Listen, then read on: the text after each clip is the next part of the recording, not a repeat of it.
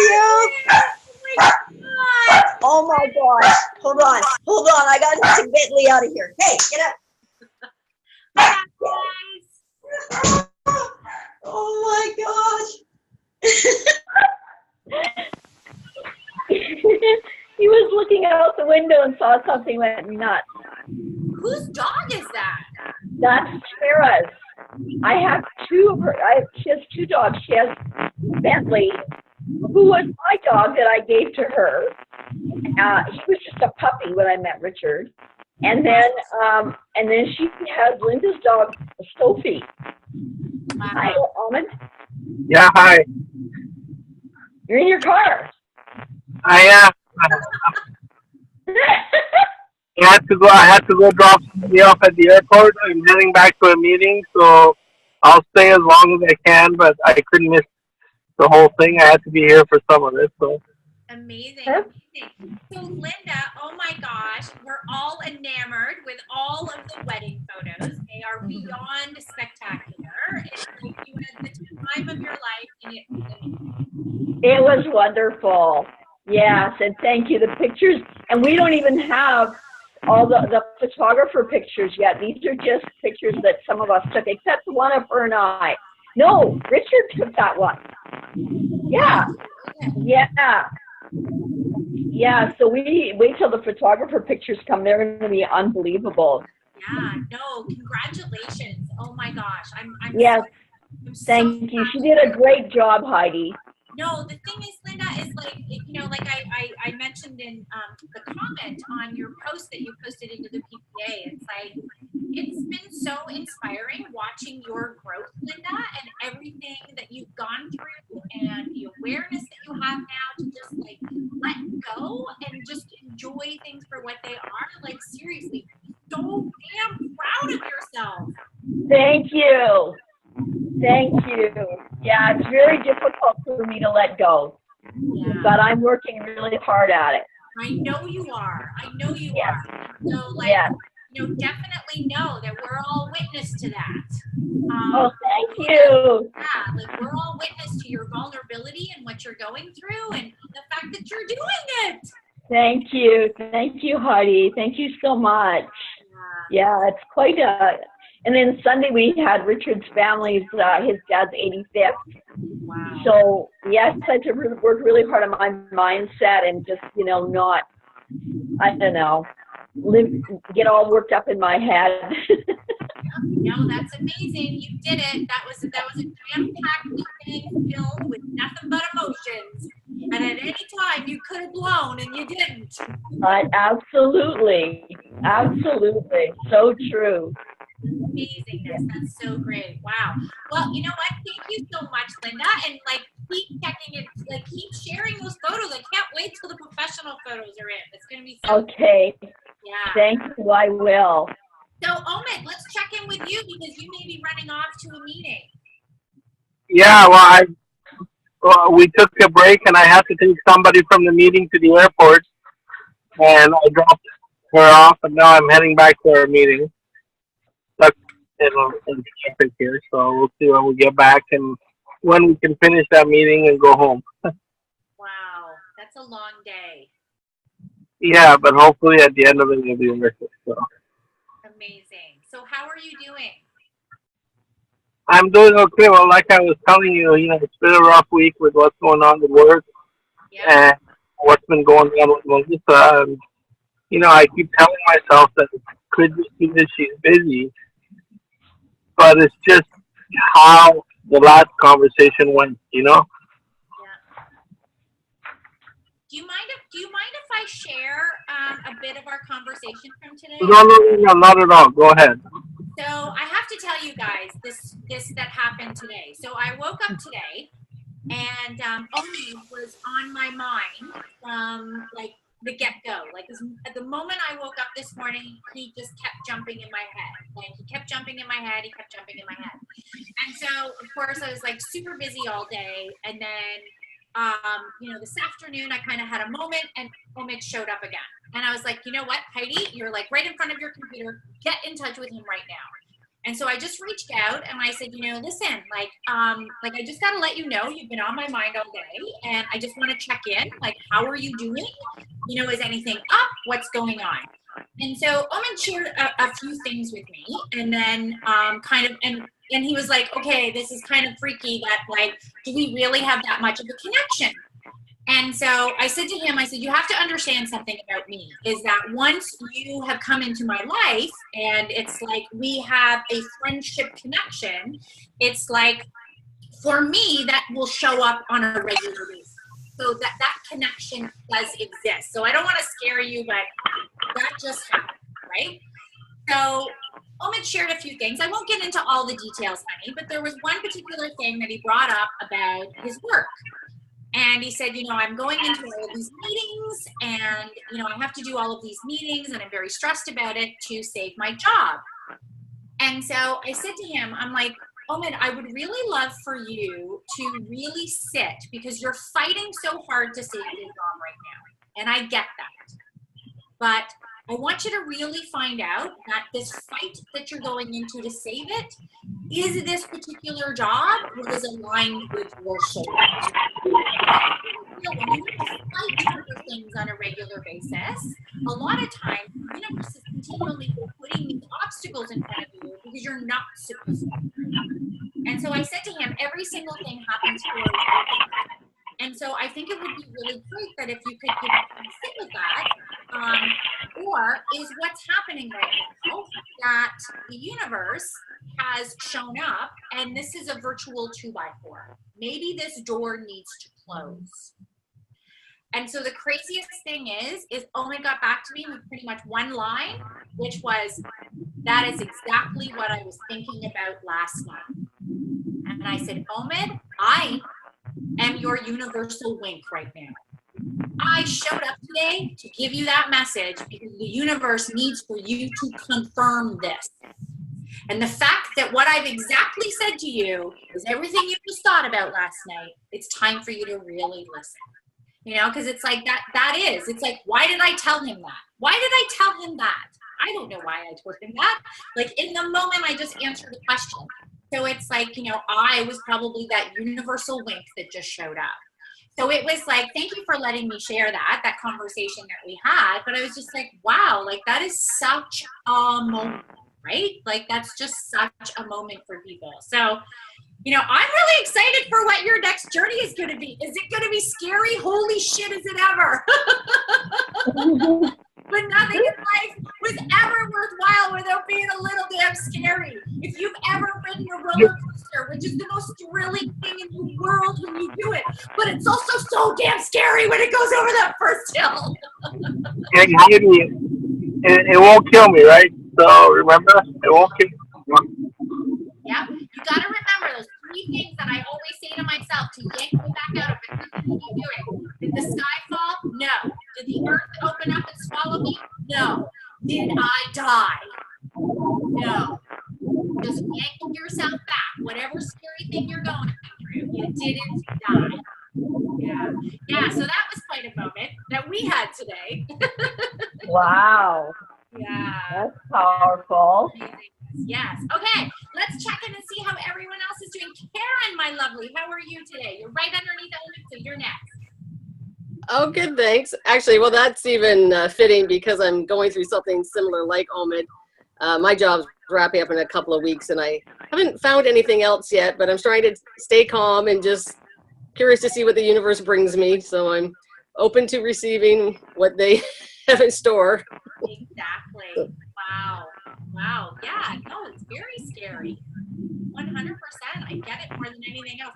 I feel like right now the entire PPA is kind of going through this. Like I have been inundated since Sunday. Inundated with people going through stuff. With, you know, setbacks, with jobs, with fearful things. Like Michelle's been away for most of the week teaching this camp, which a lot of you know. And so she came later this afternoon for us to do a Zoom call.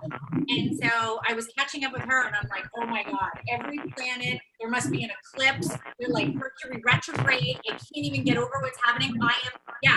Yes, exactly, Liz, exactly. And like I have been inundated with people in these positions right now. Like it's been pretty insane, which is why on Tuesday I did a video about connecting the dots. It's like, okay, everybody needs to take a breath. And we just all need to realize that it's all overwhelming. But why don't we just do one dot at a time? You know? And I've sent that to more people, that video, because I'm just like, okay, I get this, but I need you to take a breath. You know, I had a woman today, I had to talk her off the ledge. She was like, I can't even drive to the dentist. I'm having such an anxiety attack. And she's like falling apart. And I was like, okay, just take a breath.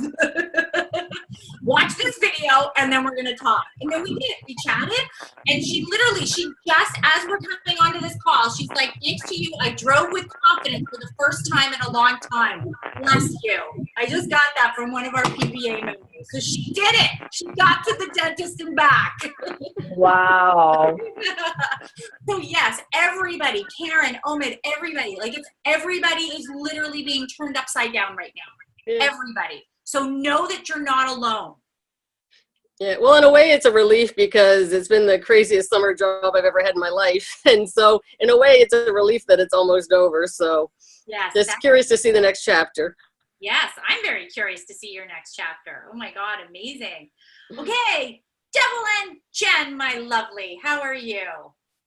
I'm all right. I'm still struggling with my anxiety, but working through it. I did want to apologize for the video earlier on the Zoom or the Boom Zoom thing. I didn't realize my background was not muted.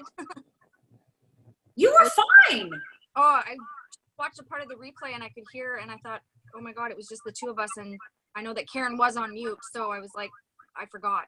So sorry. Don't even. Oh my gosh, you're so lovely. No, you're all good. You're all good. It was very good. It was a great meeting. It was really good. Yes, it was very good. Andrew, how are you?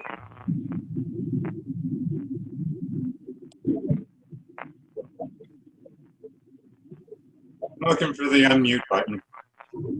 I know. I know. I'm awesome. I'm rolling halfway through my second week off and I couldn't be happier about it. Lots of projects, lots of time with awesome people. Perfect. Wow, that's fantastic. Yeah, you've been killing it with the posts just lately. Too much time on my hands. I love doing it. I know. You know how you get on the internet and you find one that goes into another and another and another. I don't know. I've been finding some really awesome ones. So. Oh my gosh. Okay, so Andrew, you have to submit some of your quotes to the form, and then I will create a post for you. I will create like a post with your favorite quote and literally say, this is PPA member Andrew's favorite quote. And I will then share it into the PPA. And then it's like your own personal thing that you can have. How could I possibly have one favorite? You can do as many as you want. You can keep sending them in. Are you kidding me? You have gold. Like the last few days have been like, are you freaking kidding me? I really have found some awesome ones. They're so much fun. And you know, half of the thing with it for me is every time I get to reread it when somebody likes it or reposts it or whatever. I mean, it's all affirmations for me as I go through it as well, right?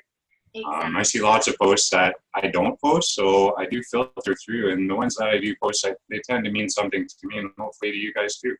Exactly. No, they're really good. Thank you so much for sharing. Like really profound stuff. And it's like, I see the other comments from other people. Like they're really affecting people.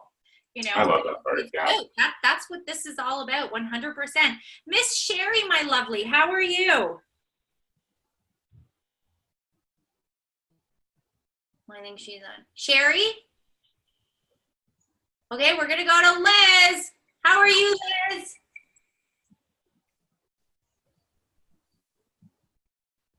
I'm great. I was at Jennifer Beal's summer bash today, so sorry for missing the Zoom call.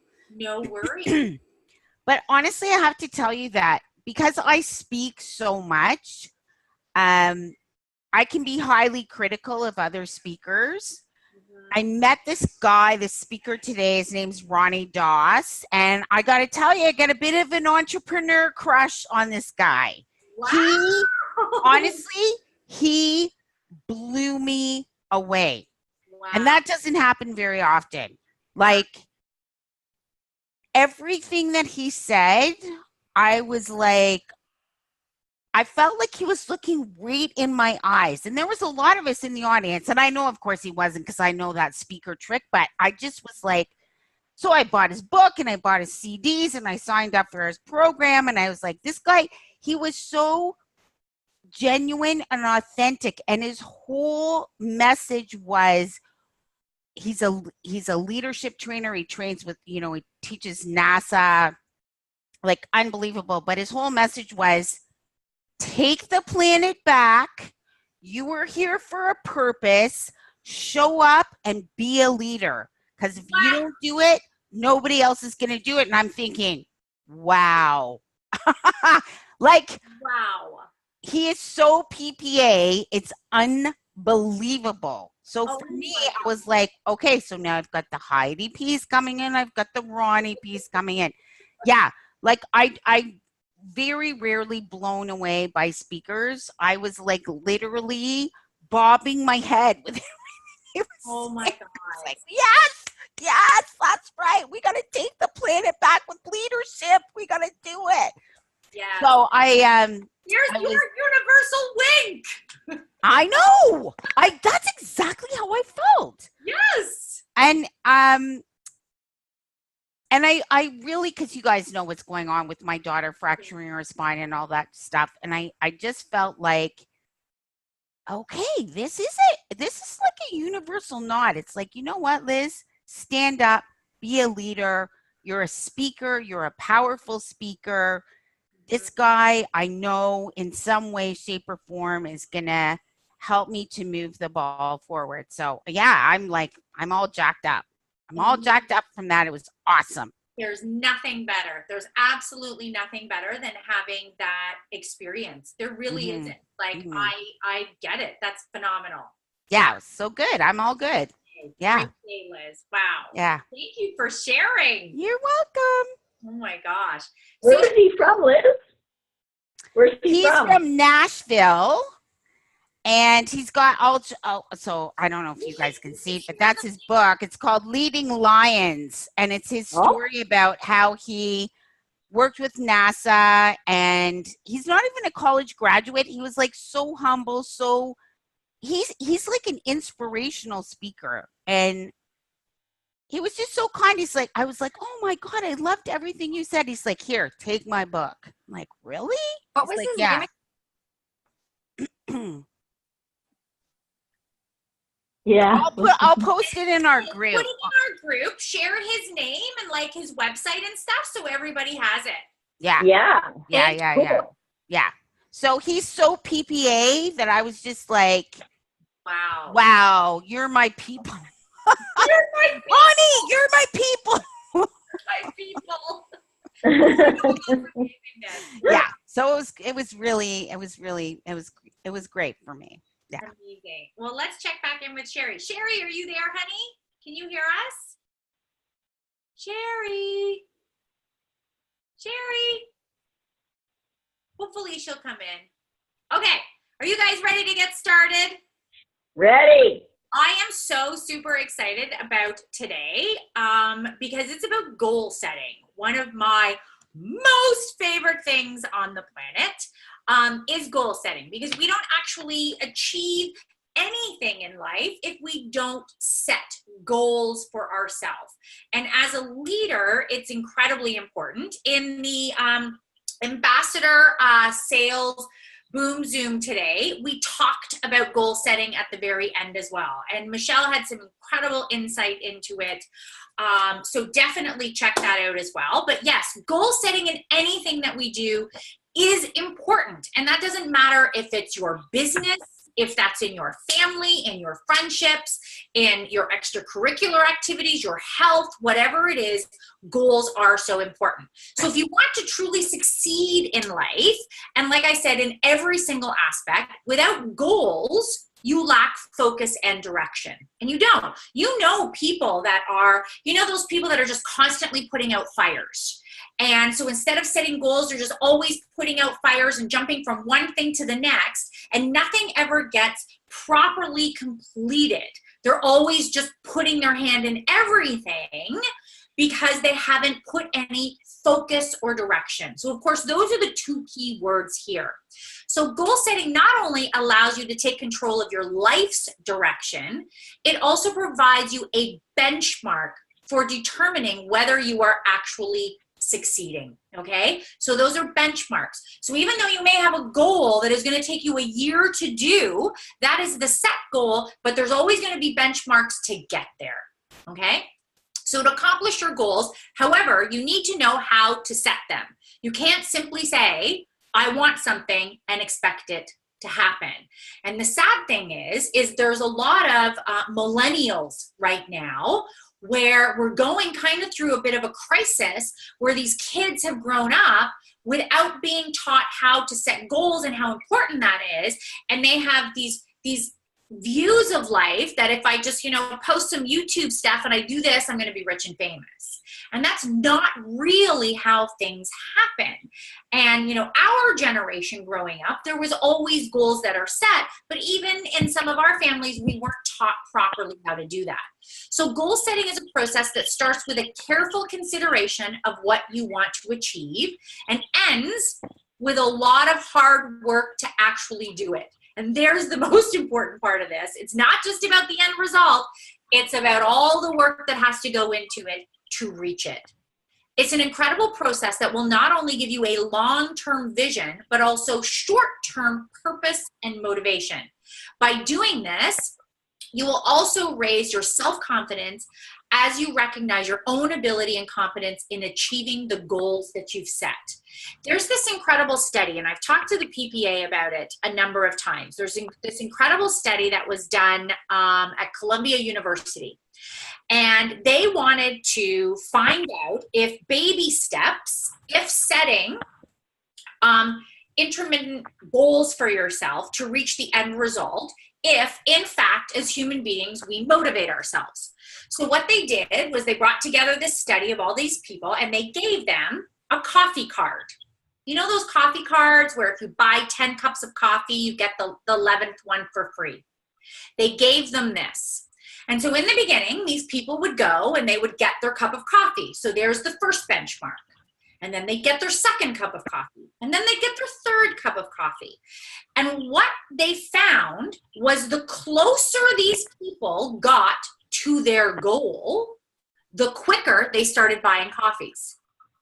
They, in essence, were motivating themselves to achieve their goal. And that's why these benchmarks, these small goals, we're going to talk about quite a bit of this, setting these small ones to achieve that, the baby steps, the connecting the dots, whatever analogy you want to use. By setting these goals, you will motivate yourself to finish it. And that's the hard part, because a lot of people, what happens is they buy the first cup of coffee, and then I haven't reached my goal of my free cup of coffee, and they give up. Not realizing you have to keep going to get the free cup of coffee, okay? So are there even healthy benefits to goal setting? Of course they are. I have them in this workshop. Of course there's healthy benefits. There's massive healthy benefits. So there's been a lot of research into positive psychology on the benefits of goal setting to help maintain a happier and healthier life. At the same time, a lot of research was being done on the dopamine system. And you guys have all heard of dopamine, which is a chemical released for pleasure every time a person experienced a reward. So that dopamine chemical is released when we have pleasure. So they're doing this whole benefits of goal setting and dopamine at the same time. So the dopamine definition, you guys know this, but this is very important to make sure that we emphasize this to the people that you're teaching, because a lot of people don't know what dopamine is. They don't know that this exists in them. Or maybe they've heard of the word, but they don't know what it is. So in the brain, dopamine is synthesized in the brain and functions as a neurotransmitter, a chemical released by neurons, so your nerve cells, to send signals to other nerve cells, okay? So it's released and it goes to other nerve cells. The brain includes several distinct dopamine pathways, one of which plays a major role in reward-motivated behavior. Most types of rewards increase the level of dopamine in the brain, and many addictive drugs increase dopamine neuronal activity, which is why people take drugs, because then that goes through the roof. They have a massive high, okay? Other brain dopamine pathways are involved in motor control and in controlling the release of various hormones. These pathways and cell groups from dopamine systems, which is neuromodulatory, oh my God, I can't say this. Neuromodulatory. Oh my God, that was, I wanted that so badly. Oh my God. Victoria would literally slap me upside the head if she just heard that. There's no. Okay. It was thought that dopamine was only the neurotransmitter for pleasure. So this is the thing. In science, they thought that's all it was. But when scientists mapped the brains of go-getters and slackers, okay? So the people that are go-getters are setting all the goal setting. The slackers, no goal setting, right? They found that people willing to work hard had higher dopamine levels in the stratum and prefrontal cortex, two areas known to impact motivation and reward. Okay, these are these go-getters. Among slackers, dopamine was present in the anterior insula, an area of the brain involved in emotion and risk perception. Okay, like how fascinating is this? That dopamine is showing up in people depending on how they're living their life. As University of Connecticut researcher John Salamone explains, low levels of dopamine make people and other animals less likely to work for things. And it has more to do with motivation and cost-benefit analysis than pleasure itself. So here they thought it was just for pleasure. And now we're learning that it's actually for motivation. Dopamine. One way to achieve those rewarding experiences is by setting incremental goals. So, buying one copy after another, connecting the dots, having one achievement, setting one goal for today. Today, I am going to go for a walk around the block. I'm going to achieve my goal. By the end of the week, I want to have walked 7 times, once a day. My end goal is 7 times. My today goal is once. You achieve that one goal for today, dopamine is released. Pleasure is released, okay? Dopamine will flow as a result of your brain's positive reinforcement every time you complete a step and meet a challenge. And that is why I constantly, and in so many of these workshops, say we have to celebrate all of these amazing things. That it has been released. Dopamine has been released. Pleasure is showing up. Continue it. Heighten it.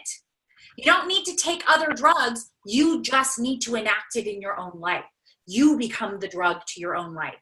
I'm going to celebrate the accomplishment of I walked today, my only goal. Okay? So here's how to get your dopamine flowing, because this is a key now, guys. Listen, all we want is pleasure in our life. We want pleasure, and you have the ability to do it. You do not just have to drink wine. You can just get a goal done and it's going to come out. Okay, so number 1, record small accomplishments. By recording or sharing your progress, you'll feel greater effects of dopamine. So every time you share your progress, you are patting yourself on the back and you are releasing dopamine. And this is why you feel so great. Do you know what happens when we also share this with other people? Then they acknowledge it. Pleasure happens again. Dopamine is released again. We are literally our own cheerleaders. We are releasing the drug that we need to make us happy. Okay? Number 2, stay on task with micro deadlines. Staying entirely focused on one task at a time will force you to sit down and get work done. The more you do that, the more you'll see positive feedback via your work getting done, which will increase your dopamine. So, you know how everyone says we have to multitask? There has been so much research done on multitasking. It is actually a detriment to us. They say multitasking, especially if you're doing anything that uses a lot of brain power, if you are multitasking it, you are literally telling your brain you are walking around like you are sleep deprived. This is what happens. You actually get dumber by multitasking. It has been proven time and time again. So when you stay on a micro deadline, whatever your deadline is, stay focused. Dopamine. I need you guys to understand that every single time we do these things, we are rewarding ourselves with dopamine. Number 3, boost your diet. Oh, yes, Liz. Yes, yes. So that's interesting that you say that, because I've actually spoken about this a lot. And I hear what you're saying, and I acknowledge that. However, women's brains are designed, and I have my degree in neuropsychology. Yeah. Women's brains are designed to multitask because when the men were out hunting and they're laser beam focused on one thing, which was really fight or flight and hunting, women were gathering who was cooking, what's the tribe doing, who's looking after the babies, et cetera, et cetera.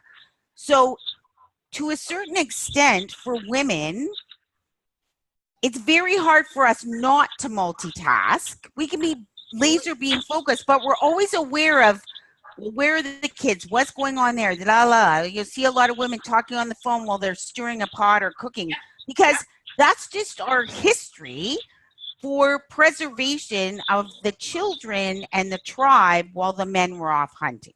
100%. And we're not, as women, going to stop that. There was a key thing that I said about multitasking. I said when we multitask with any sort of project that we're doing that uses a lot of our brain power. So a lot of the things that you just mentioned, we as women or as human beings, we do on autopilot, right? Right. Okay. Yeah, fair enough. Yep. That's autopilot.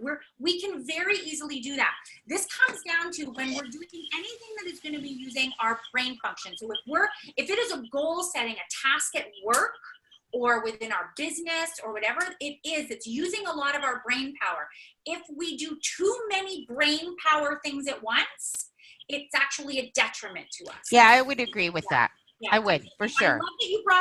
I love that you brought that up, Liz. I think that is a valid key point, because I feel like every woman that was ever going to take this is like, I'm not going to stop multitasking. Like, no, because we can't, because that's how we're hardwired. Be talking to my mother and folding laundry. Yes. And, you know what I mean? Like texting my girlfriend at the same Yep. time. But none of that is using massive brain power. A lot of it's autopilot. Amazing. Great point. Great point. Okay, so number 3 was boost your diet with dopamine-filled foods.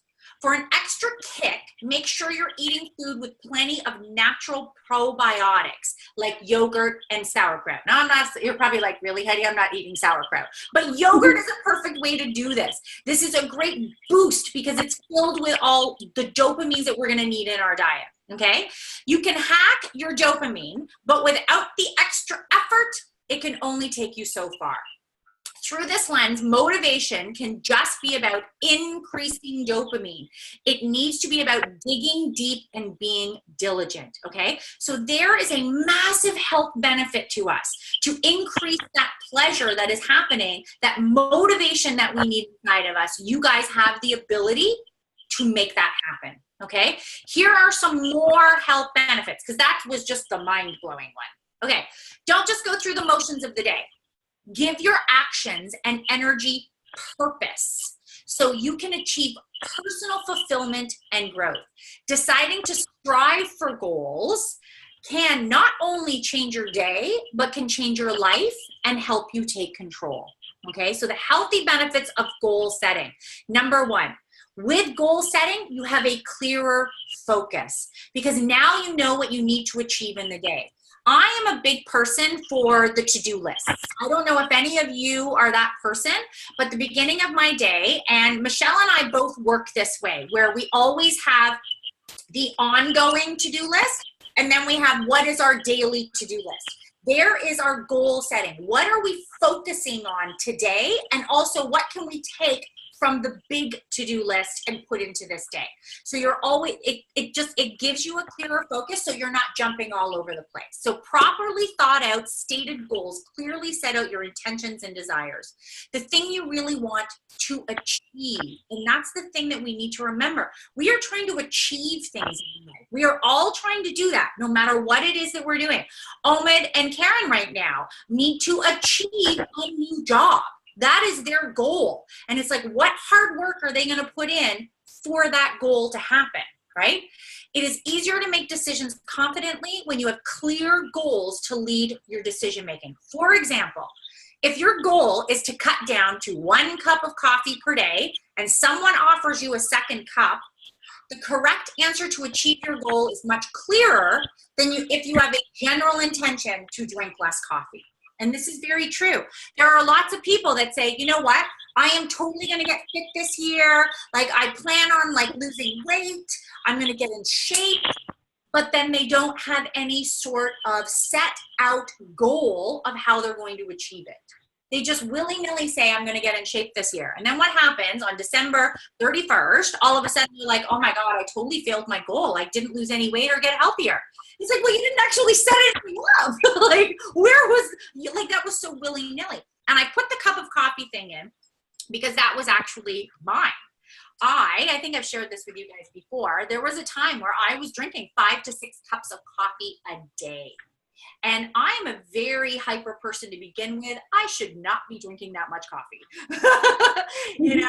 And so I was drinking, and I knew that it was a detriment to my health. And I could feel myself, like I would get to certain parts of the day and I'd be shaking because I'd have so much coffee in me. Like, it's very unhealthy for anyone to be like that. So I literally set a goal for myself that I was going to get down to 1 cup a day.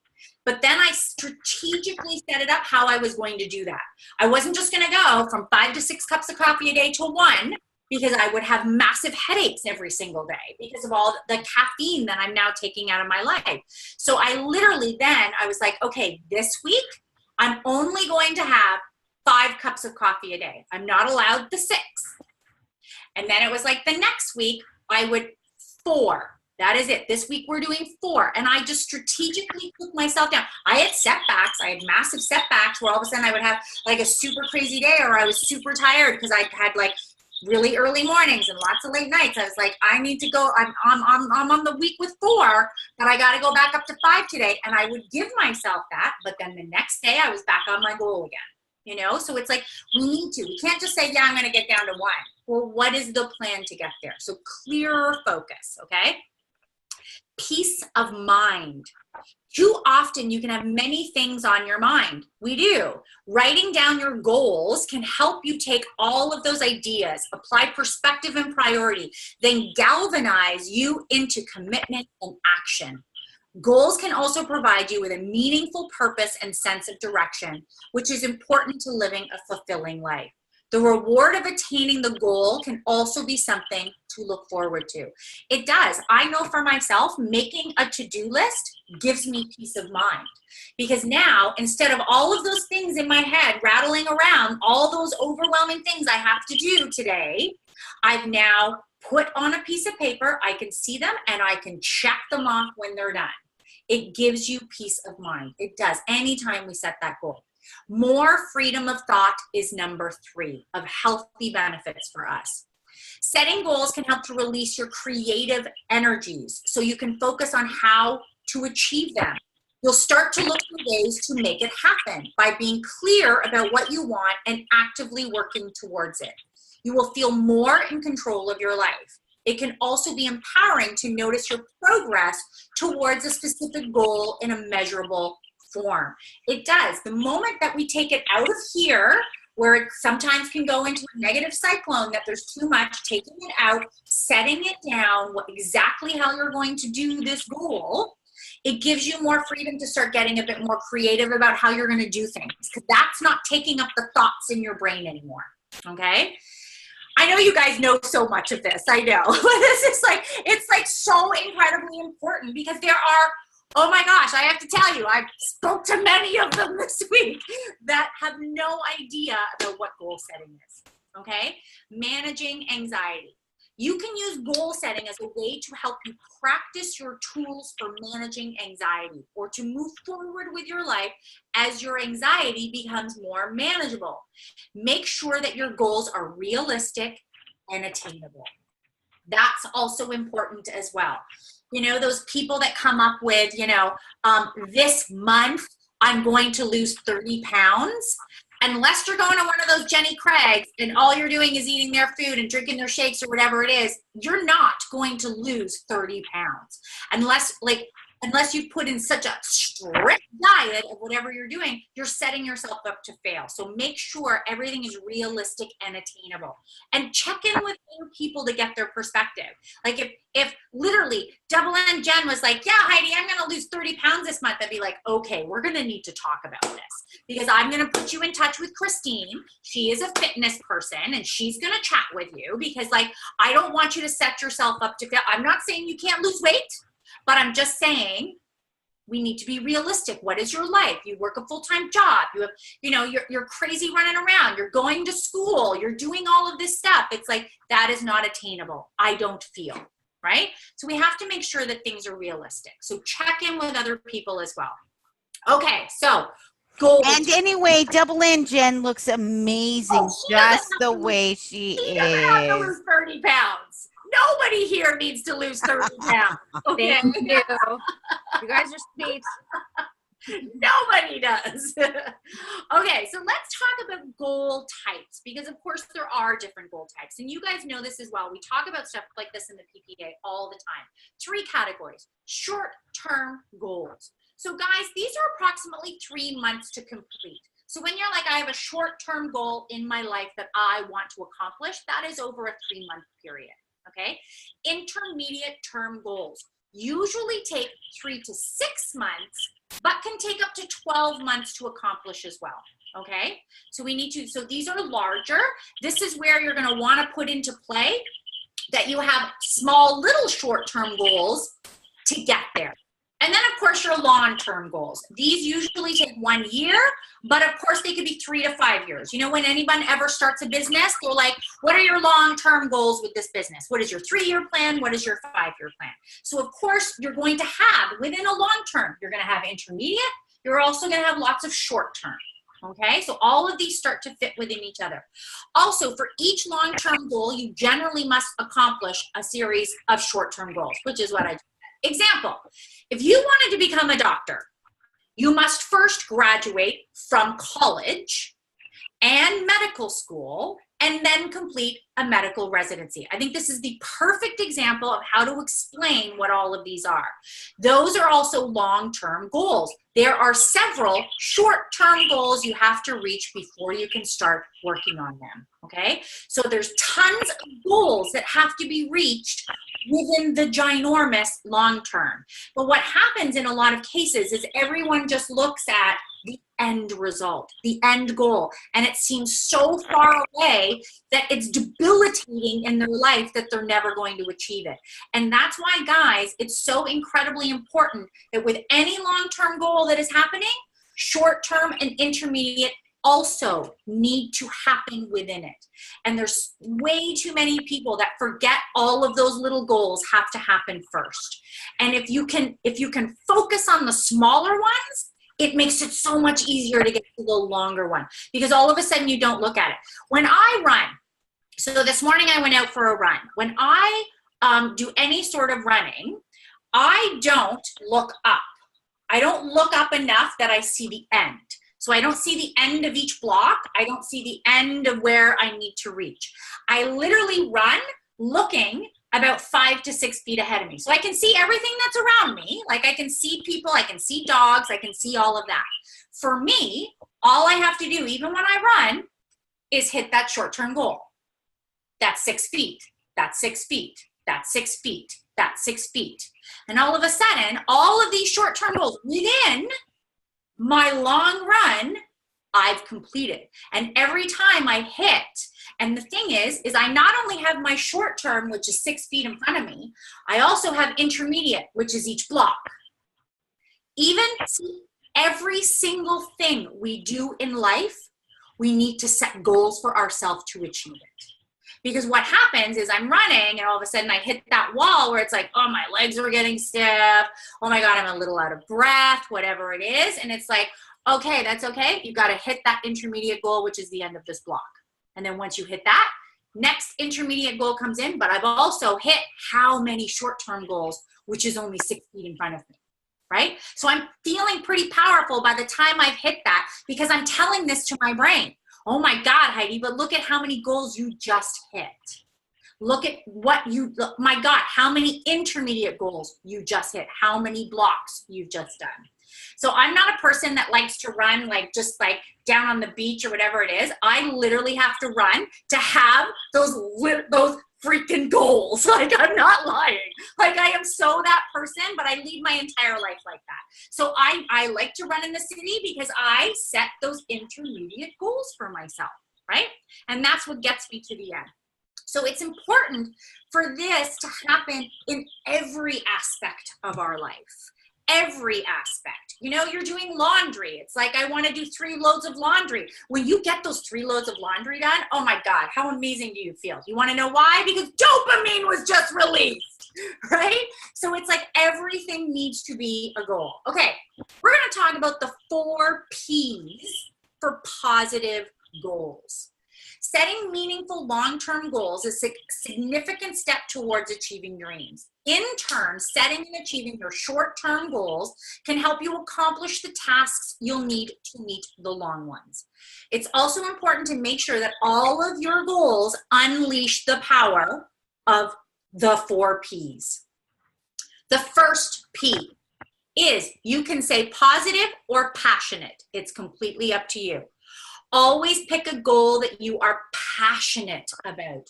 Could you get fired up about a goal such as find a career that's not boring? Goals should be phrased positively so they help you feel good about yourself and what you're trying to accomplish. Do you remember we talked in one of our past workshops about instead of saying, I have to do whatever, and I said, we were talking about gratitude, and I said to change it to I get to do. We're switching it to a positive mindset. So instead of I have to do the laundry, I get to do the laundry. So then when you finish that goal, it is a positive goal you have just completed, okay? Even if the act of achieving your goal you are not in love with, because not everyone's in love with doing laundry, I will enroll, like, here's a great example. I will enroll in yoga class so that I can continue to develop health and fitness. That's a great positive thing. Instead of, oh my God, like I've got to go work out, right? So you need to start changing all your goals in your life to things that are positive. That is the first P, positive or passionate. You can pick which one you want to label that, okay? Number 2 is personal. Goals must be personal. They need to reflect your dreams and values, not those of friends, family, or the media. And that's a lot of social media. Okay, guys? When you're crafting your goal statement, always use the word I in the sentence to brand it as your own. When your goals are personal, you are more motivated to succeed and take greater pride in your accomplishments. If you remember, all of our affirmations is I am, right? Everything you're going to do, it needs to become personal in every way. Don't set a goal for someone else. Set a goal for yourself. Number 3 for the P's is possible. When setting goals, be sure to consider what's possible and within your control. A goal to lose 50 pounds may be possible if you join a gym, but unrealistic if you don't exercise. Of course it is. So it needs to be possible. It needs to be realistic. These are the things. So every time we're setting our goals, all of these things need to come into place. Number 4 is planning. The road to defeat in the unsavory destinations is paved with good intentions. That's my dog, guys. Someone must be home.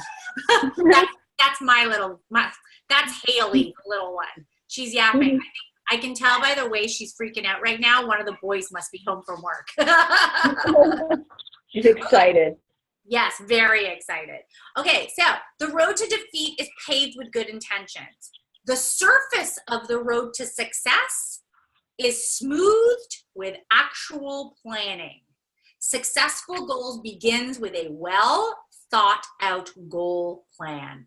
Okay, so we need to remember that. So there are the 4 P's. So anytime we are setting a goal for ourselves, you need to ask yourself that question. Is this positive or passionate? Is this a personal goal for myself? Is it actually possible? And do I have a plan?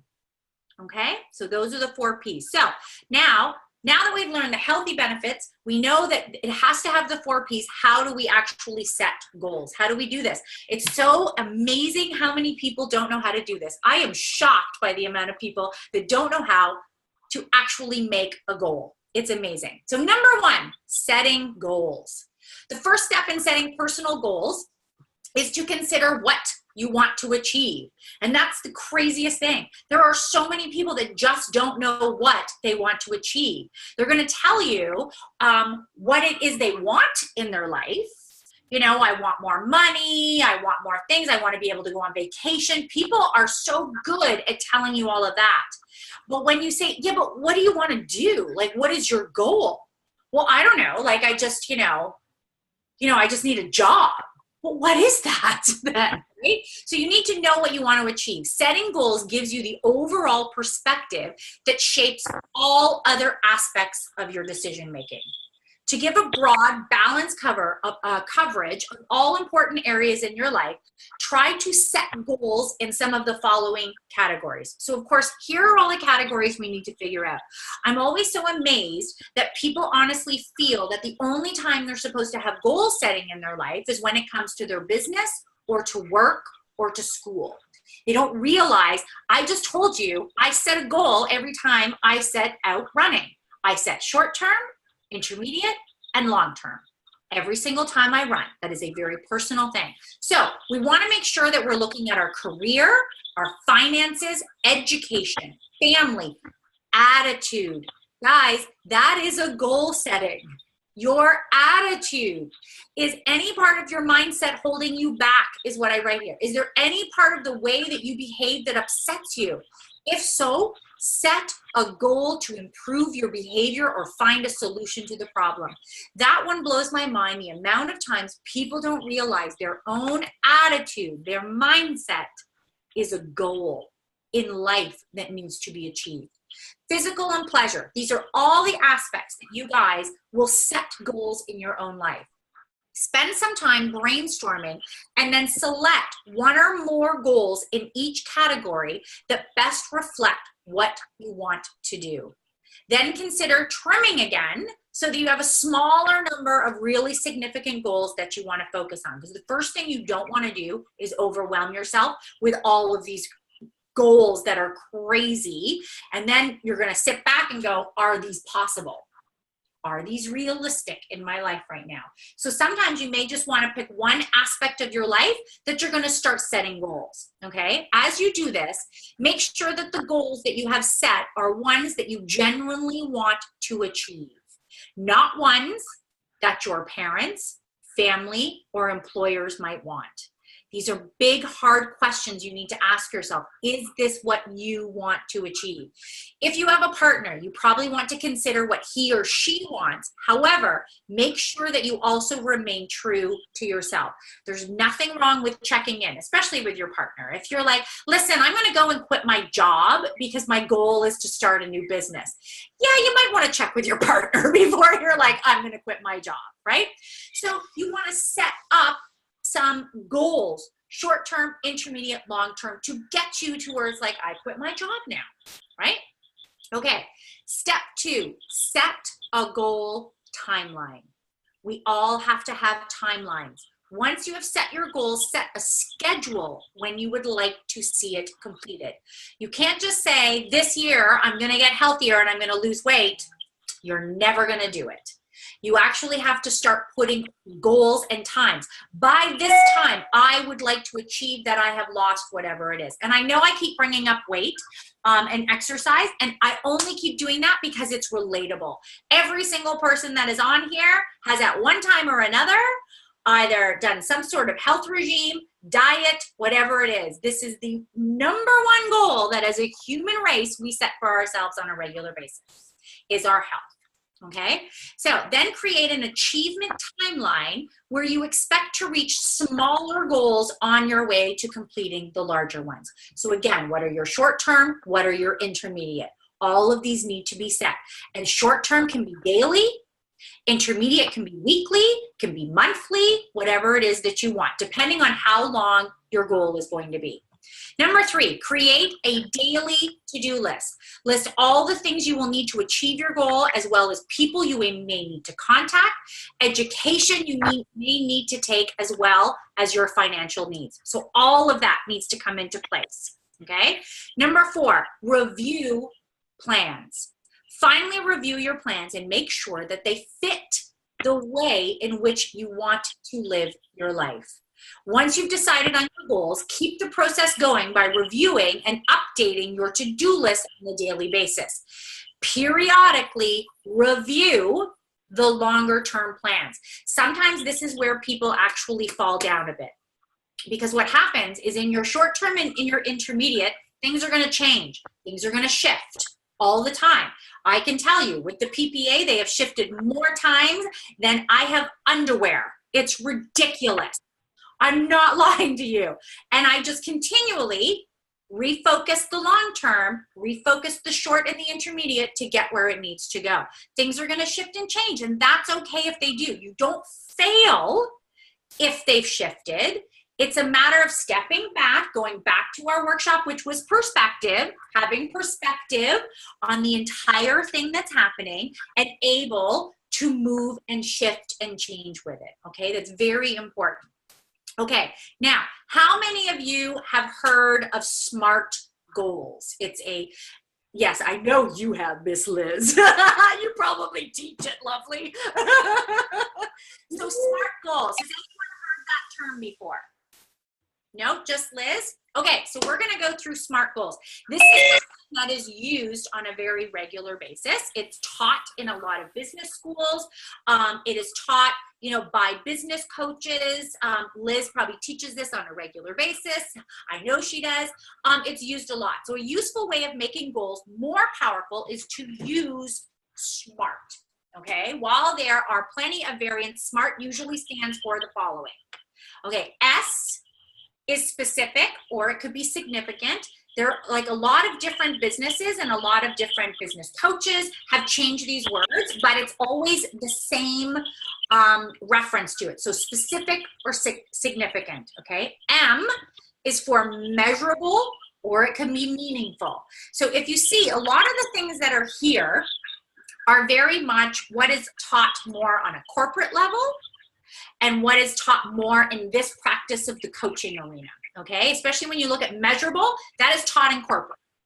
But in this whole coaching space, a lot of times people use the word meaningful, okay? A is for achievable or action-oriented. R is for relevant or rewarding. T is for time-bound or trackable, okay? So how do you actually use SMART? So let's look at S. That is specific. What exactly do you want to achieve? We've started to go through this already. What is it that you want to achieve here? The more specific your description, the bigger the chance you'll succeed, okay? The more specific you can get about this, the more you will succeed. Your goal should be clear and specific. Otherwise, you won't be able to focus your efforts or feel truly motivated to achieve it. When drafting your goal, try to answer the 5 W questions. What do I want to accomplish? Why is this goal important? Who is involved? Where is it located? Which resources or limits are involved? Okay, so that is the S of how to set these goals. Example, imagine that you are currently a sous chef, okay? You'd like to become head chef. A specific goal could be, I want to gain the skills and experience necessary to become a head chef so that I can share my love for food with the restaurant clients. So this sous chef has answered all of those questions. Why they want to become a chef, okay? Why this is important to go through the process of setting a goal to go from sous chef to chef. Okay, so M is the next part of SMART. M is measurable. Measurable goals means that you identify exactly what it is you will see, hear, and feel when you reach your goal. Okay, it means breaking your goal down into measurable elements. It's important to have measurable goals so that you can track your progress and stay motivated. And that's the thing. There's so many people that are going to achieve their goals, but they're not measuring it in any way. How is it that you know you're succeeding if there's no measurement? You're not able to measure what your success is as you start to go through. Okay? Assessing progress helps you to stay focused, meet your deadlines, and feel the excitement of getting closer to achieving your goals. A measurable goal should be address questions such as how much, how many, how will I know when it is accomplished? How will you? What is that measure? Okay, how do you know you've accomplished whatever this goal was? Example, you might measure your goal of acquiring the skills to become head chef by determining that you will have completed the necessary, nope. Where's that noise coming from? I don't know where that, sorry. Do you guys hear that noise? Yes. Yes. Yeah, like there's nothing happening here. I don't know where it's coming from. Huh, okay. Here, I'm just gonna mute everybody except for me. There we go. Okay, you might measure your goal of acquiring the skills to become head chef by determining that you will have completed the necessary training courses and gained the relevant experience within 5 years' time. So a measure could be, I've accomplished that semester, that course, whatever it is, okay? Number 3 is achievable, so that's A in the SMART. Achievable is your goal achievable. That means investigating whether the goal really is acceptable to you. There's nothing wrong with shooting for the stars, nothing. We all have big dreams, but your goal also needs to be realistic and achievable to be successful, okay? So you have to make sure. If someone is like, oh my gosh, you know, in a year's time, I'm gonna be so rich and famous, which does happen. Believe me, there are a lot of millennials that are saying that. I'm going to start this YouTube channel and I'm going to be rich and famous in 1 year. It's like, really? Is that achievable? Okay, so like we have to make sure that these things are achievable. Your goal also needs to be realistic and achievable to be successful. In other words, it should stretch your abilities always. Going after a goal should stretch that, but still remain possible. Okay, when you set an achievable goal, you may be able to identify previously overlooked opportunities or resources that can bring you closer to it. An achievable goal will usually answer questions such as, how can I accomplish this goal? How realistic is the goal based on other constraints such as financial factors? Okay, so if you're going to be, you know, you want, I'm trying to think, so with money or whatever, you want to become a race car driver. That's craziness, right? You're like, I'm going to become a race car driver. To become a race car driver, you're going to need a car. You're going to need lots of tools. You're going to need training, track time that you're going to have to pay to be trained on a track and do all of that. Do you actually have the financial means to make all of that possible, right? So you have to make sure that you're looking at everything. So now, relevant is R. This step is about ensuring that your goal matters to you and that it also aligns with other relevant goals. We all need support and assistance in achieving our goals, but it's important to retain control over them. So make sure that your plans drive everyone forward, but that you're still responsible for achieving your own goal. A relevant goal can answer yes to these questions. Does this seem worthwhile? Does it? Is this the right time?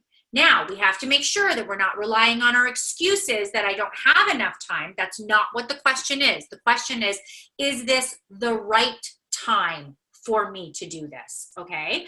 If you are someone that is just about to have a baby, which means that in your family, your entire life is going to be turned upside down over the next year, is it really relevant that you should start a new business as you're going into just having a brand new child?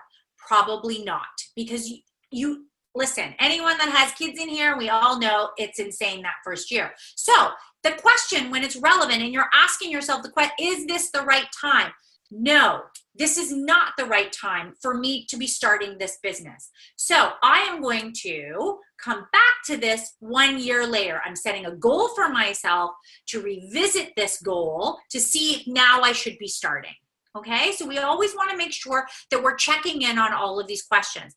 Also, C is, does this match other efforts or needs? Is it matching with other goals that you've set for yourself, right? D, am I the right person to reach this goal? And E, is it applicable in the current socioeconomic environment that is existing in your own world? Is this, now these are hard questions to ask yourself, because you're like, Heidi, you're literally squashing my dreams right now. You're making me ask myself these questions, but don't you understand? I just want to be rich and famous in a year. Listen, I get it.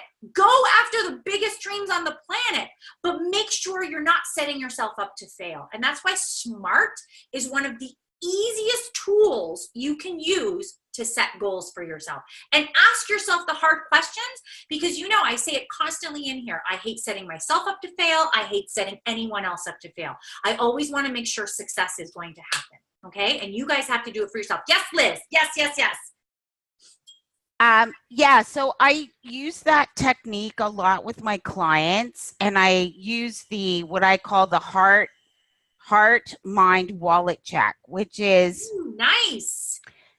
Are you mentally prepared for this? Is it the right time? Do you have the knowledge, expertise, or relatability to do this? Yeah. Is your heart in it? In other words, it's passion, but it's also practicality.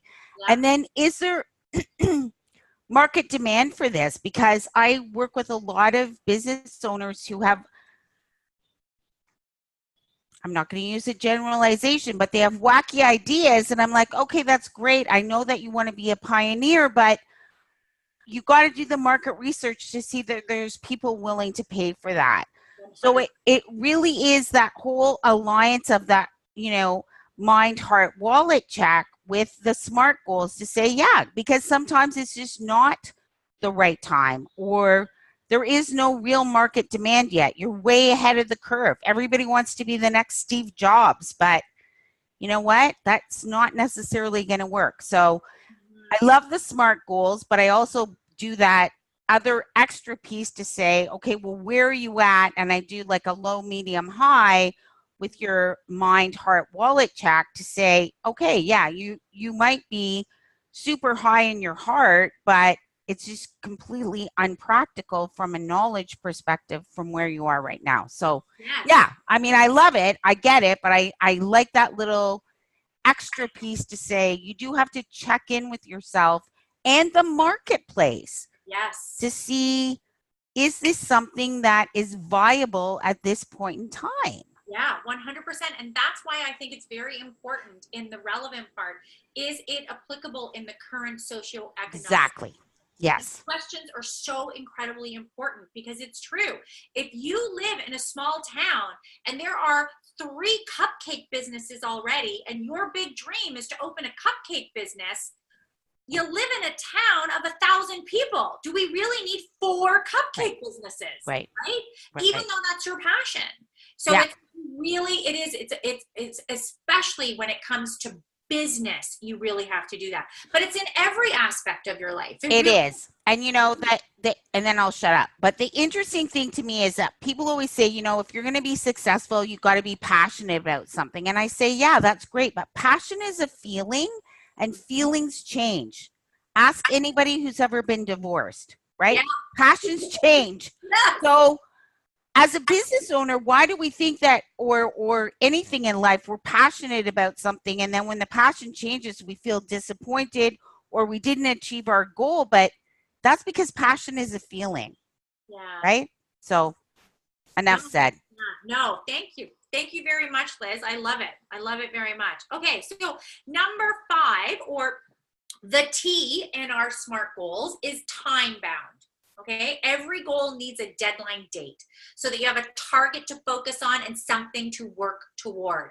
This part of the SMART goal criteria helps you to prevent everyday tasks from taking priority over your long-term goals. Okay, and that's the thing. What ends up happening is our life sometimes all of a sudden gets in there and starts to shift around what our long-term goals is. But again, if you have planned properly and you have realistically looked, like, was this the right time for you to do this? If it is in that first year after you have your baby and all of a sudden your life is taking over your long-term goal, you weren't realistic in making that goal in the first place. Okay, so we need to make sure that we do that.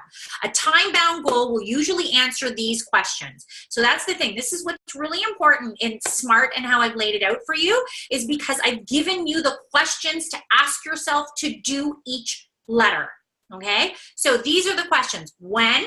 So when is that goal going to end? What is your time? What can I do 6 months from now? What can I do 6 weeks from now? What can I do today? Because if you are working towards a goal, if you remember, when we did number 3 workshop, which wasn't goal setting, what was it? It wasn't goal setting. Oh, it's totally leaving my brain. But we talked about you have to actually do something towards your goal every single day. You should always be working towards whatever it is. Okay? Now, Resiliency. what was that, honey? 3 was resiliency. So it wasn't 3 then. What's 4, honey? 4 is dealing with negative people. Nope. Okay, you know what I'm going to tell you, because I got it right here. I'm going to tell you exactly what I'm talking about. Success mindset. Success mindset. And it was number 5. In success mindset, we talked about that, about actually to have a successful mindset, we must be working towards our goals every single day, achieving something. And that is not grand. It may just be that you're going to reach out on email to someone. It may be that you're going to have a conversation with someone. It's that, you know, you've put a to-do list together for the next week, whatever it is, as long as you're always working towards it. Thank you so much, Jen, for looking that stuff up. You're so adorable. Okay, so what are the experts saying about goals? So I've like literally thrown up so much about why goal setting is so incredible, but what are the actual experts even saying about it? So Dr. Edwin Locke, an American psychologist and a pioneer in goal setting theory. Okay, and Dr. Gary Latham, he is the Secretary of State Professor of Organizational Effectiveness in the Joseph L. Rotman School of Management at the University of Toronto. So right here in Toronto, okay? So this is what they're saying. So they have been teaching and researching motivation and goal setting strategies for close to 20 years, spent many years researching the theory of goal setting, during which time they identified 5 elements that need to be in place for us to achieve our goals. 5 of them. Goals improves performance. In the late 1960s, Locke's pioneer research into goal setting and motivation revealed a modern understanding of goal setting. In the 1968 article, Toward a Theory of Tax Motivation and Incentives, he highlighted that clear goals and appropriate feedback motivate employees, which in turn improves performance. Okay, so goal setting improves our performance. Locke also discovered that the more difficult and specific a goal is, the harder people tend to work to achieve it. Okay, so if you just set willy-nilly goals that are pretty easy to achieve, you're not necessarily going to be so motivated to do it. But anytime, and that's why I said, make goals, make them specific, make them realistic, but also they got to push your boundaries a bit. They have to, or you're not even going to want to work towards it. This is a natural thing that's happening within us. He found that for 90% of the time, specific and challenging goals led to higher performance than easier or do your best goals. Guys, 90%. Not 50, not 20, not 10, 90%. When they are specific and challenging in some sort of way in our life, we're going to achieve them. Okay, a few years after Locke published this article, Dr. Gary Latham studied the effects of goal setting in the workplace. His results supported Locke's findings. In 1990, Locke and Latham published their seminal work, A Theory of Goal Setting and Task Performance. In this book, they repeated the need to set specific and difficult goals while outlining 5 other characteristics for successful goal setting. Okay, here are Locke and Latham's 5 principles. These are what have been proven time and time again. Okay, number 1, clarity.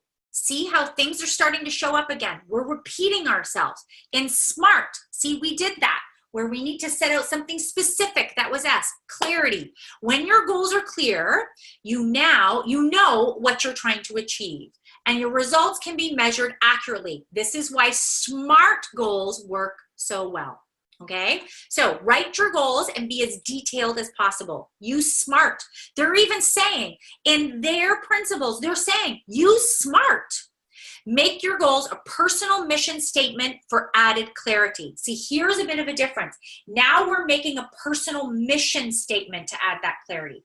Decide what specific metric you will use to measure your goal success. Once you've set your goal, examine how it makes you feel. Are you excited? Does the challenge motivate you? If you don't feel strongly about the goal, you might need to clarify it or change it entirely. So you can see how some of the SMART specific stuff has showed up in here, but they've enhanced it even more with how are you feeling about it, okay? What is your mission statement to your clarity? Number 2 of their 5 principles is challenge. When a goal is challenging, it can become motivating. However, it's important to make sure the goal is not too challenging that it can't be achieved. So of course, this means it needs to be realistic. I know for myself, January 15th, I took the 80-day challenge with Christine, with Beachbody. And I got to tell you, that was a challenge that I was like, what the heck did I just sign up for? It was 6 days a week. I changed my health regime. I'm also a bit of a loon when it comes to challenging myself. Like my husband is just like, seriously, you're the most insane woman on this planet. But I constantly love to challenge myself. This challenge was like, I was like, what did I just sign up for? It was pretty crazy. But for me, it motivates you to keep going. When you set your goal, ask yourself if you feel it is challenging enough to spark your interest. Is it challenging enough? Is it? Because if you're like, yeah, I can totally do that. I know I can do that. I do stuff like that all the time. These are the goals I set. I always do this fitness routine or whatever. Guys, guess what? That sort of thing is going to make you give up. It needs to have some sort of a challenge to it that excites you. Research ways in which you can succeed your goal before you get started to make sure the goal is realistic and not too challenging at this time. Set out a self-discipline plan. This will eliminate and help you work through your problems, okay? So you can see how these 5 principles, even though everything we just discussed is in it, this has enhanced it even more. It's even getting you to even a stronger place to set your goals, okay? D is identify when and how you're going to reward yourself when you make progress. This practice will continually motivate yourself to keep pushing through the challenge. And how many times, and we talked about it in Success Mindset, we talked about this, about how you're going to celebrate. How are you going to celebrate your goals? In these 5 principles, they're saying you literally need to write this down in your plan. When you achieve your short-term goals, when you achieve your intermediate goals, how are you going to celebrate? Is it that you're giving yourself a pat on the back? Is it that you're going to Starbucks and you're getting yourself a green tea latte, which I celebrate myself all the time with that? That is my treat. It's like, what are your celebration factors that you're going to put into place? Okay. Number 3 in the 5 principles is commitment. Once you have set your goal, you must make a true commitment to yourself. Prepare a contract for yourself. Date and sign it and keep it in sight as you work towards your goal. When we are setting these big goals in our life, why is it everything else in our life we make these contracts and yet we are not making a contract with ourselves? And like this principle, time and time again, has proven, these experts have proven this works. Make a contract with yourself. Stay committed by using visualization techniques to imagine how your life will look once you've achieved your goal. We are literally even bringing in all the visualization to it. Surround yourself with things that are going to keep you motivated and going. That contract is a great thing. Your to-do list outward that you can see them. All of these things are going to help. Or what it is that you want to achieve. If it's that you want this great office, is it that you want to own a brand new computer? What is it? Okay, make sure these visualizations exist. Number 4 is feedback. In addition to selecting the right goals, you should also listen to feedback so that you can gauge how well you are progressing. Keep in mind that feedback doesn't have to come from other people. Okay, you can check how well you're doing by simply measuring your own progress. This comes from our SMART goals again. How are we measuring our progress? That is the feedback that we're going to get. Scheduling time once a week to analyze your progress and accomplishments. Look at what has and hasn't worked. Remember, just because something hasn't worked doesn't mean it's a failure. It is just now an awareness of that didn't work. Do you remember Edison? How many times did he create the light bulb? And he said, I didn't fail 10,000 times. I just learned 10,000 times how not to make a light bulb, right? So we always need to remember that everything is in a positive mindset. It is your perspective. Okay. B is learn how to ask for feedback on your progress from others you trust as well. This is good to tap into, to check with other people how things are moving along. And then C, use technology to track and measure your progress. Now, I have given you guys a whole bunch of apps here, okay, that you guys can go and check out. Some are free, some you do have to pay for, but Goals on Track, Life Tick, Habit List, Lift. These are all well-renowned. They're like in the top 5 of like the best ways to measure the goals that you're doing in your life, okay? All of the links are there for you, so you guys can go and find them super simple, okay? So that is a great way to check in on our own, to get feedback on our own. Okay, number 5 for the principles is task complexity. Take special care to ensure that your goal doesn't become too overwhelming when they are highly complex, okay? So A is give yourself plenty of time to accomplish complex goals. Set deadlines that apply an appropriate amount of pressure while still being achievable. So we go back to trying to lose 30 pounds in 1 month. That is complex. That is way too complex. You're putting too much pressure on yourself, right? And all of a sudden it's like you're not going to achieve it. So really look at how complex everything is. If you start to feel stressed, reassess and modify your goals if necessary. So if you're getting too stressed and too overwhelmed, that is a time to take a step back and not give up, but reassess. Anytime those feelings in your body is going to show you when it shows up, right? Remember resiliency, and we talked about like the simple things. If you're embarrassed, your body shows you because your cheeks and your face gets warm. Your body is going to show you when different things show up. Pay attention to what's happening. If that's stress, if that's overwhelming, there is your key. That is, it's like your body is your own employee letting you know when these things are happening, and now have a meeting with yourself and reassess it, okay? If the goal is extremely complex, consider breaking it down into smaller sub-goals. So instead of saying, I'm gonna lose 30 pounds in 1 month, how about we spread that out over 3 months? Now this complex thing is now achievable. It is still a challenge. You are still losing 30 pounds, but now you've taken it back to 10 pounds a month, right?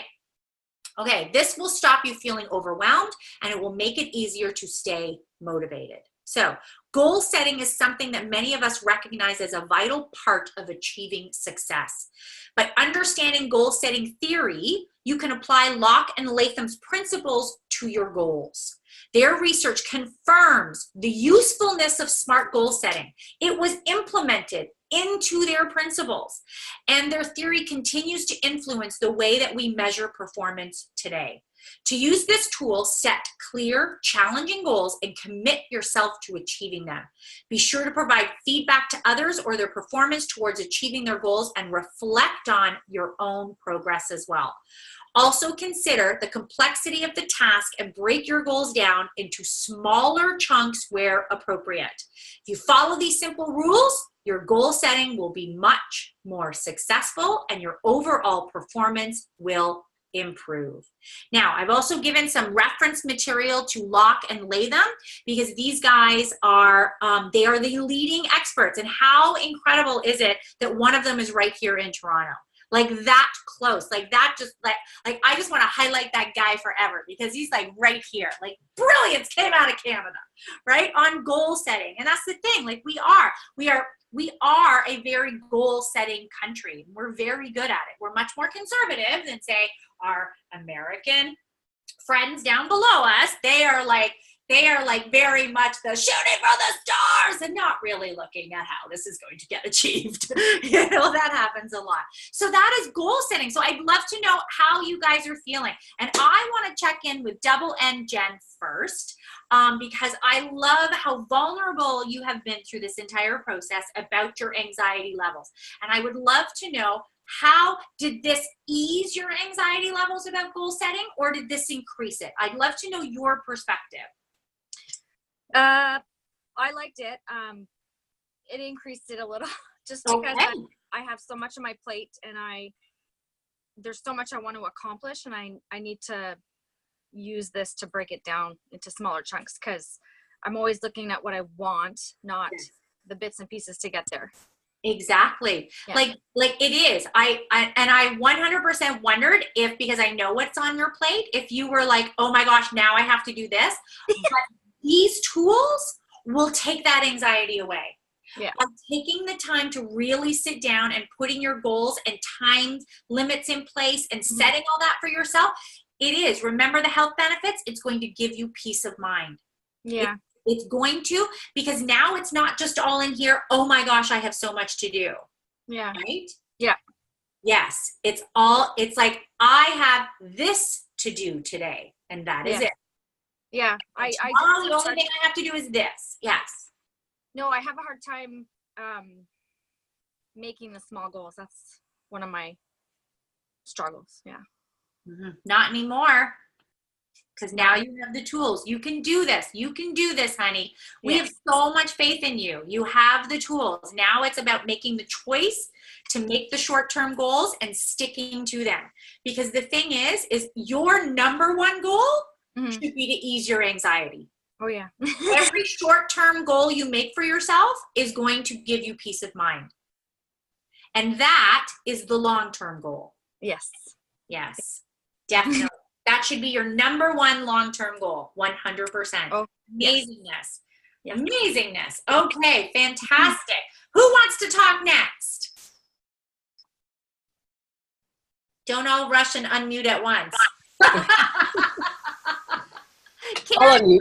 She unmuted first. Karen. I unmuted first.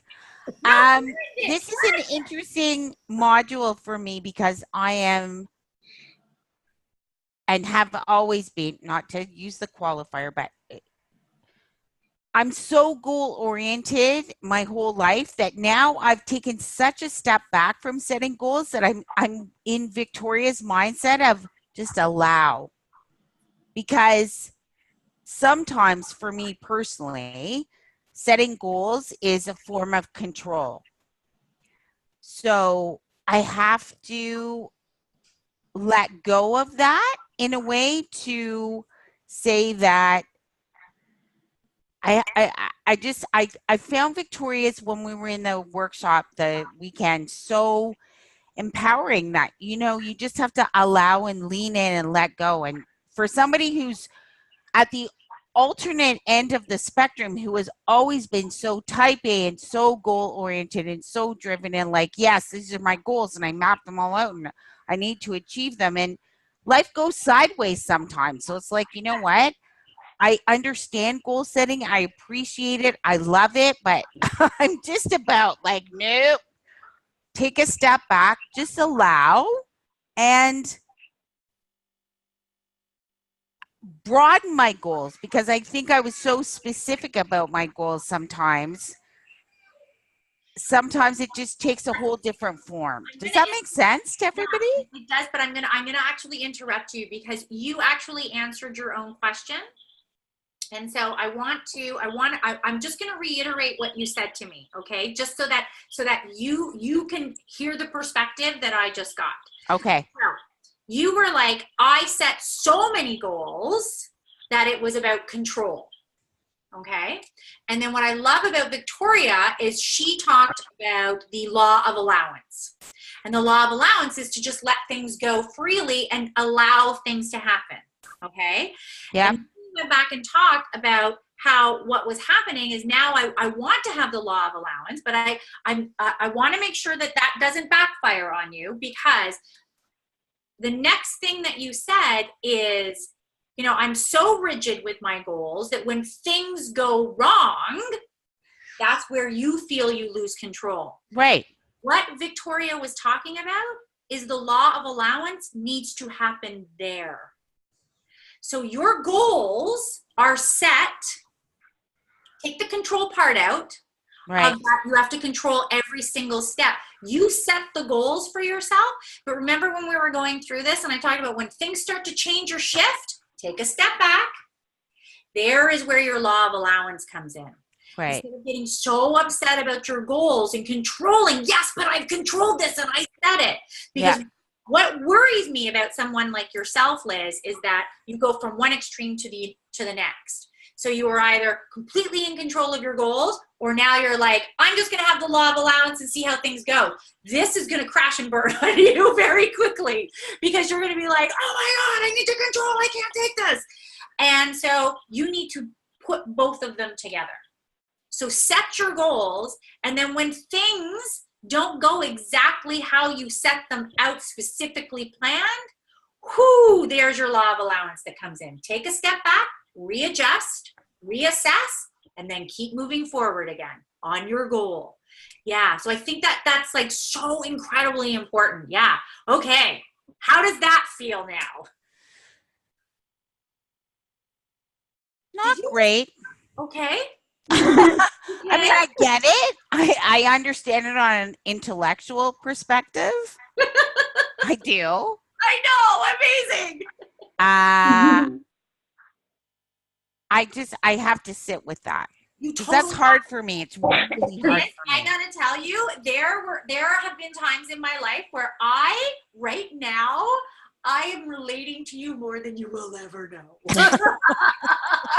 Because I was so rigid in my life for so long, and I would get so frustrated. It's like, no, this isn't the way I planned it. It's supposed to go like this, and then this, and then this, and then my goal is going to be reached, and that's going to happen. And guess what? It doesn't. I know. Life goes upside down, and kids happen, and businesses happen, and failures happen, and setbacks happen, and health happens. And for me, it was learning to bring both of those worlds together, which is the goal setting in the type A and that law of allowance. And it wasn't until I was able to put those two together that now it's like it goes forward. My God, the PPA, if I was that person, this PPA would not be happening. I know. Because I've had so many setbacks and so many shifts and so many where it's like, okay, that's okay. And we're just going to keep going. And that's wonderful, you know? And I'm also very lucky to have, you know, someone like Michelle as well. She's really fantastic on my side. So there's my feedback. You know what I mean? That constant feedback. I check in with someone else to measure success or whatever. But Liz, take some time with this. Journal it. Yeah, it's a good one. Thank you so much for sharing that. And I love your honesty that you're like, wow, this is going to take me a moment. Yeah, amazing. Karen. Yeah, so I was just going to say that I need to break it down, like it says here, smaller chunks. Because I aim for the big goal, but I quite often don't have the smaller steps planned out or the celebration. So I need to do it more in increments. You know what I think is fascinating, Karen? This is, I think, the second or third time you brought up about celebrating things. Yeah, because that was a big one for me. Yeah. You know, I was raised to think, okay, you celebrate the birthdays and things like that, but celebrating the small things, never really thought to do that, but it's important, especially to stay motivated. Yes. Yeah. It is. It's really important. We continually have to celebrate any success that happens at all in our life. Any achievable goal in any way, however small, we need, and this isn't like, my God, you need to throw parties for yourself. Like I said, No. like a lot of times I like to go and get myself a cappuccino. Like that for me is like, because these are like my treats. It's like going to Starbucks and I get the green tea latte. It's like, these are things I don't get on a regular basis, but I use them as my, I'm going to celebrate and I'm going to get myself that. You know? So yeah, like definitely. Yeah, whatever it is. Sometimes it's just that I'm going to have 10 M&Ms. No, I'm not lying. Like, I'll say to Mike, I'm like, oh my God, can you get me 10 M&Ms? He's like, I'll just get the bag. I'm like, no. Not 10. Not 10. I'm celebrating with 10 M&Ms.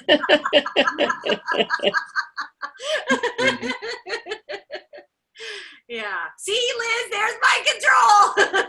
I won't take the bag. I can only take 10.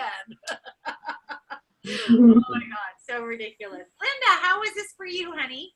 Well, I've done a lot of goal setting in network marketing, of course. So, but it's not something that I like to do because I think I always had an issue with what if I don't get it? What if I don't make it and then I fail? And I'm not comfortable with that. I didn't make it. Now I know I failed. So it's for me to let go of that feeling. And also I like this because it's goal setting in our personal life too, which is really important. And I mean, I can just relate to that just with the fact that I had my goal to have our wedding in September and that had to change. And it was a tough decision. And yet now, and I knew there were possibly more than one good reason why it happened. And it's unfolding, and it's the best decision I made, because I was the one that actually went to Richard and said, this is it. We can't do this.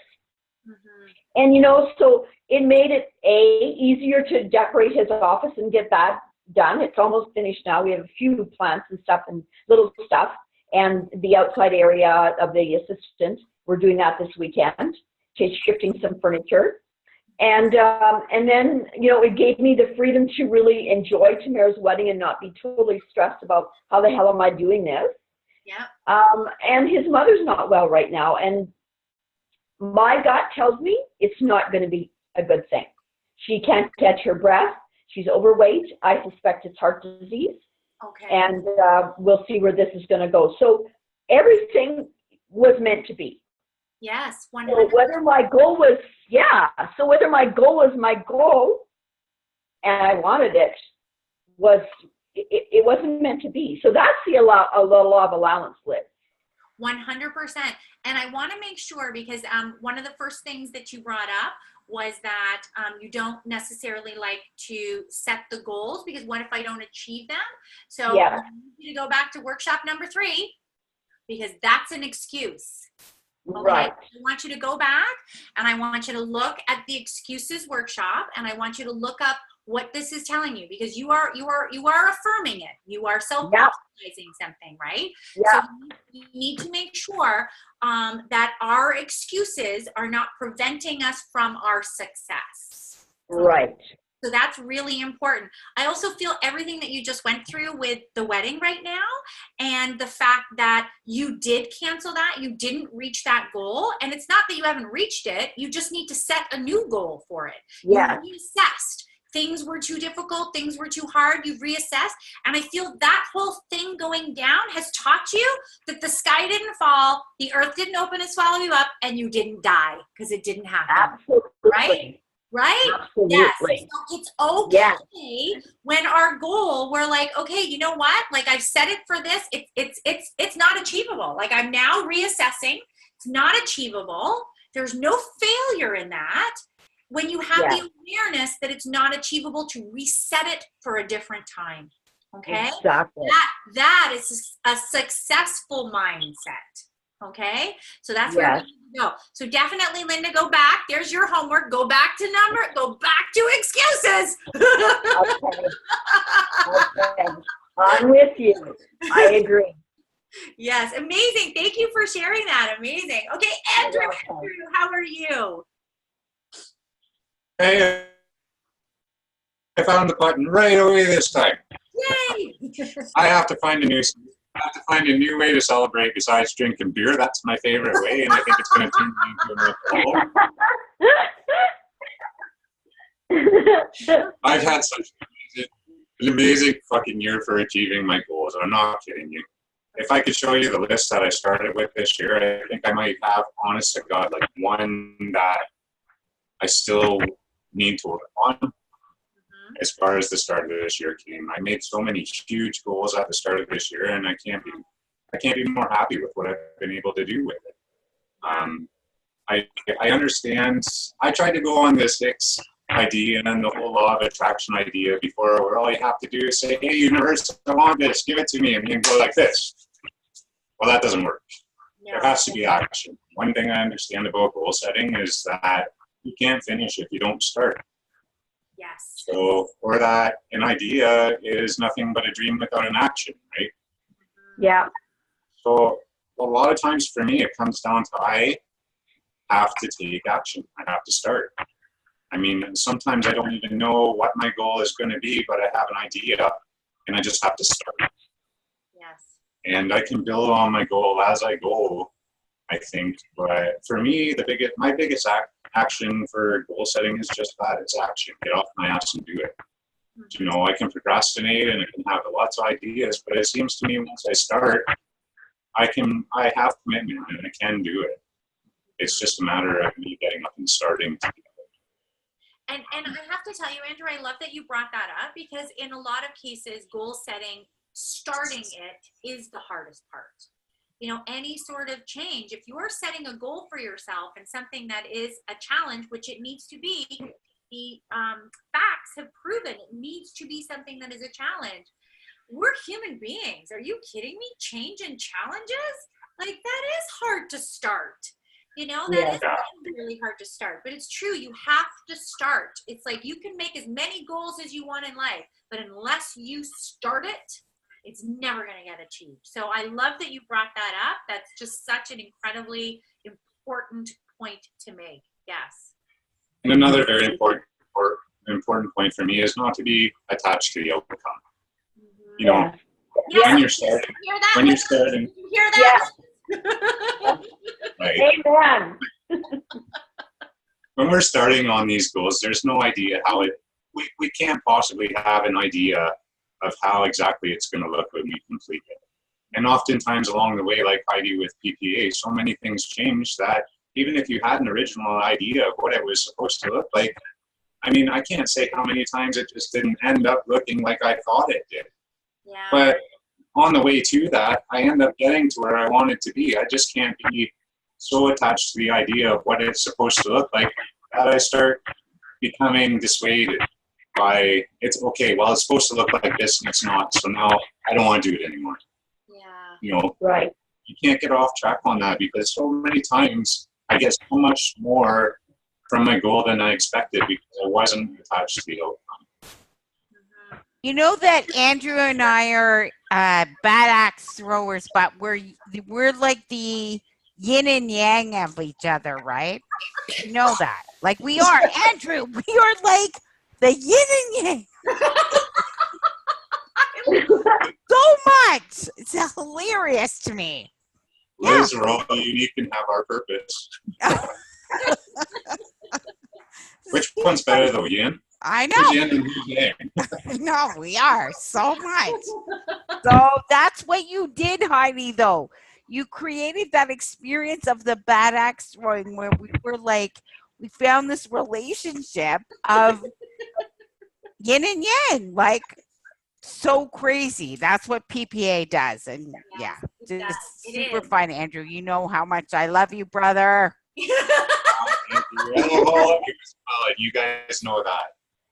I know. It's so amazing. Isn't it? Like, that's the thing. It's like, for people to understand what the positivity in practice workshops do, the bond that we've made with each other going through this, the aha moments that you have, like, it truly is life-changing to take responsibility for yourself. And it's like, we invest in ourselves. And for me, it's like, I love it. We get to this point and we're all so beautifully comfortable with each other and enjoy this amazingness. And I'm going to warn you, it's like, when we end it about 2 or so weeks later, 3 weeks later, you will start to grieve. It's like, oh my God.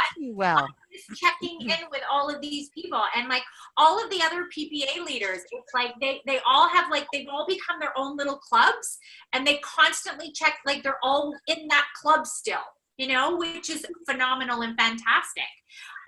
So yeah, it's like, it's such an experience to go through such emotional turmoil in 12 weeks that you do. We unearth everything.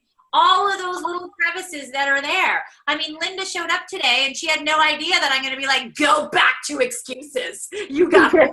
You know what I mean? Like that's, like, it exists. And that's the thing. It's like all of them. And it's like the fact that you have all of these, keep going back.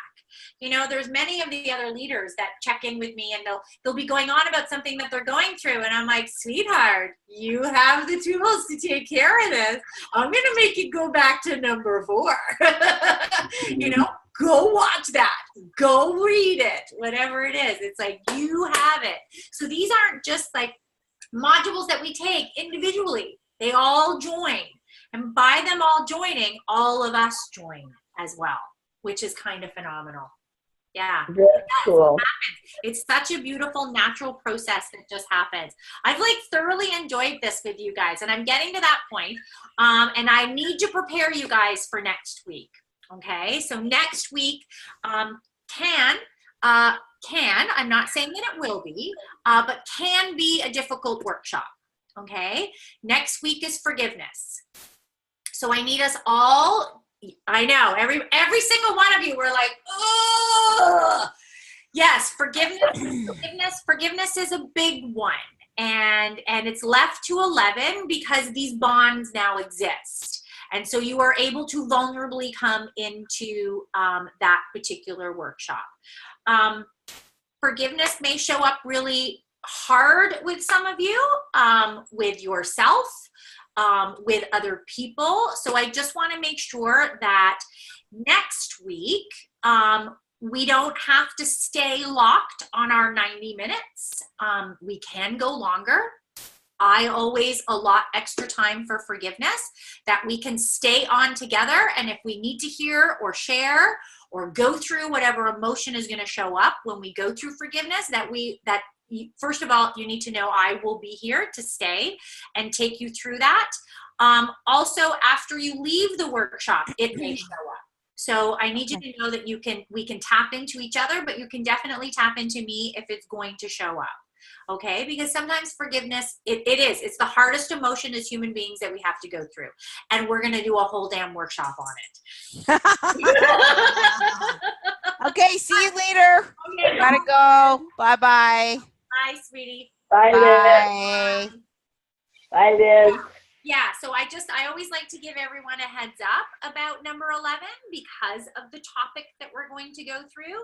So anything you like, please, there is a lot of allowance in forgiveness, okay? If anything needs to show up, we are all here for each other. Again, there's no judgment in any way. If things are too personal that show up, you don't have to share it with the group. No one's going to judge you if you don't want to, and I understand that. You're more than welcome to share it with me privately or talk it out with your family and friends. But just know that some things may show up next week, okay? So I just want to prepare us all for it because it's a big one. I'm disappointed I have to miss it. You do? Yeah, I got to work afternoons next week. Darn. Oh. Yeah, that's okay. That's okay. We'll miss It'll be on the Saturday as well next week, so you don't have to worry about that. Okay? Amazing. Okay, guys, is everyone good? I'm going to say Okay. goodnight. I'm going to go and have some dinner. Thank you. Bye, everybody. Bye, guys. Have a great night. Bye. Love you all. Bye, guys. Bye.